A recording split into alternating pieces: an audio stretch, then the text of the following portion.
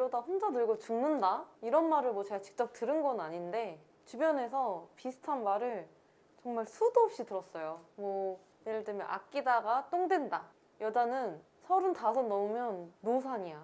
40 넘으면 남자들이 널 여자로 보지도 않고 처음에는 이 말 들었을 때 신경을 안 썼어요. 나는 내가 지금 하고 있는 일이나 커리어가 더 중요해. 그리고 성공하면 당연히 좋은 사람 만날 수 있겠지.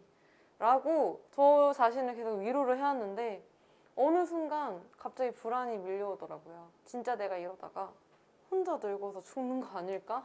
근데 또 조급한 마음에 아무나 붙잡고 만날 수도 없고 가만히 있자니 이대로 시간이 흘러서 나 진짜 이러다 노처녀로 늙어 죽는 거 아니야? 그런 생각이 드니까 또 두렵기도 하고 이 불안감 대체 어떻게 하면 해결할 수 있을지 오늘은 이 결혼에 대한 불안 어떻게 하면 극복할 수 있는지에 대해서 한번 이야기해 보도록 하겠습니다. 저는 요즘 나이를 계속 먹어감에 따라서 결혼을 할 수 있을까에 대한 불안이 점점 커져감을 느끼고 있어요.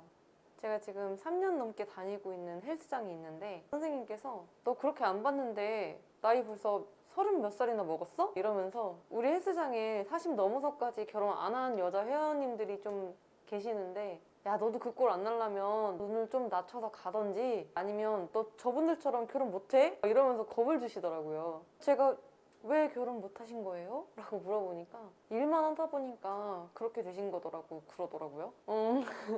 나도 지금 일만 하고 있는데 하는 생각이 들면서 마음이 너무 조급해지더라고요. 그리고 작년 여름에 곧 결혼을 앞두고 있는 친구랑 오랜만에 만나서 밥을 같이 먹었는데 그때 제 친구가 불임, 난임 이런 걸로 유명한 병원에서 간호사로 근무를 하고 있었어요. 근데 그 친구가 저보고 야 여자는 35살 이후에 애 낳기는 진짜 힘들다.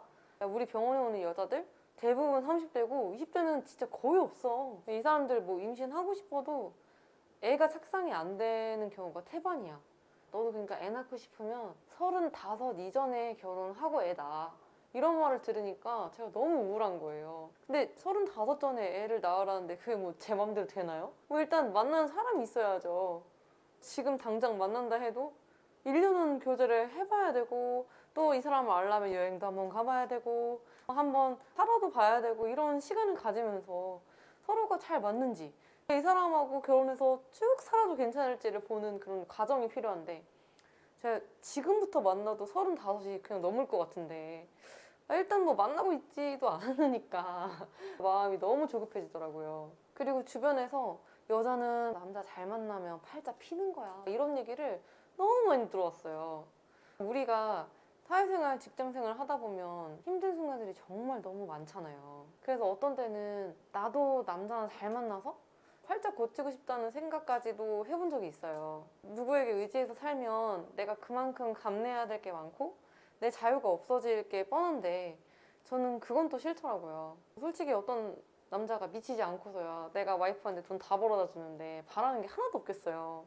저는 제 목소리를 마음껏 내지 못할 거고 돈 달라고 할 때는 저 눈치 보일 거고 그게 싫어서 이렇게 열심히 살고 있는 거구나 라는 생각이 들더라고요. 최근에 썸을 타다가 아주 잠깐 만났던 사람이 있었는데 평소 저라면 만나지도 않았을 것 같은 유형의 남자였는데도 제가 마음이 너무 급하다 보니까 일단 한번 만나볼까? 하고 만나게 되더라고요.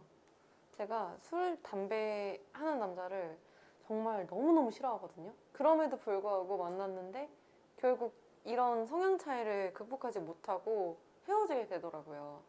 근데 제가 여지껏 많은 남자들을 만나봤어도 제 마음에 100% 드는 남자는 없더라고요.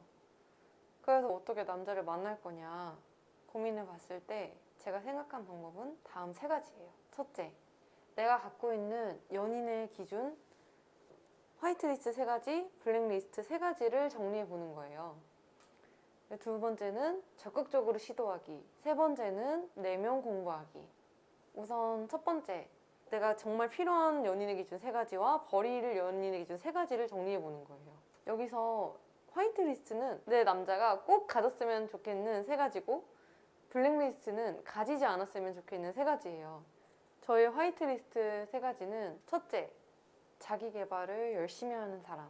쉬는 날이나 저녁에 독서를 하거나 운동을 하거나 자신의 업무 역량에 대해서 좀 고민을 하고 공부하고 발전하는 사람이었으면 좋겠다라고 생각했어요. 왜냐면 저도 자기 개발을 엄청 좋아하거든요.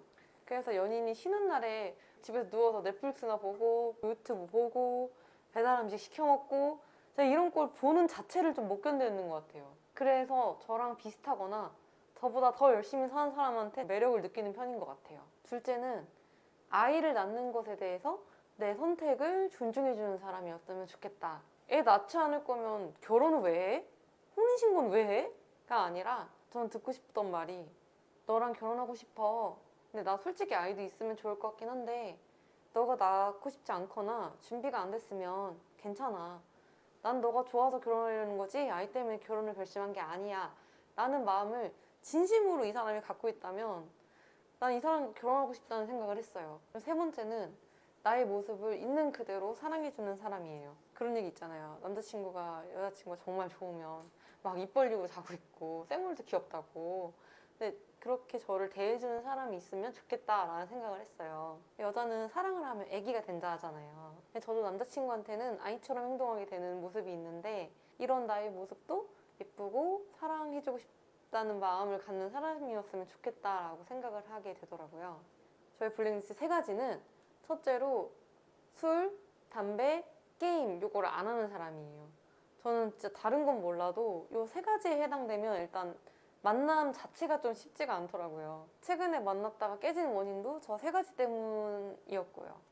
둘째로 갈등이 생기면 회피하는 사람. 뭐 연애를 하면 갈등은 사실 필연적이잖아요.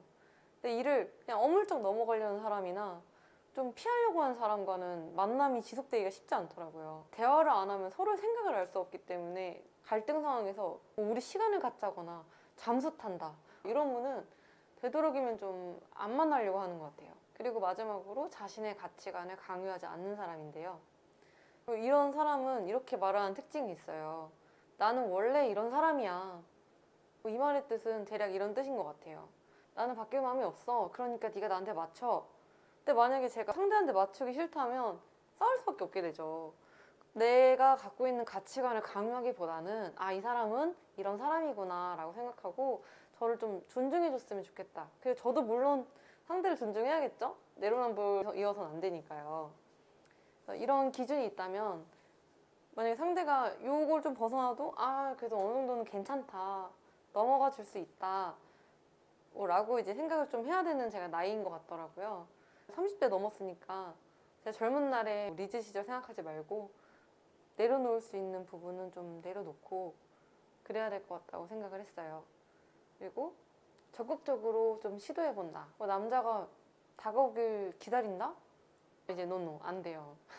자존심 부리지 말고 일단 트라이 해봅니다.